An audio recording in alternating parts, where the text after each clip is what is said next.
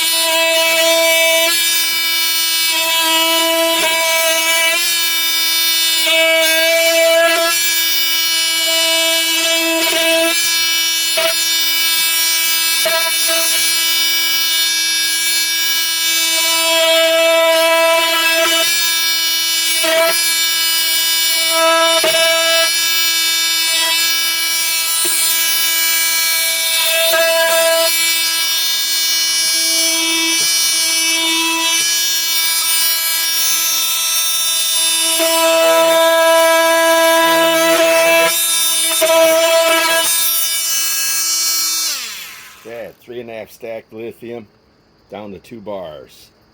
This ain't a bad tool. It's actually kind of easier to use than a reciprocating saw.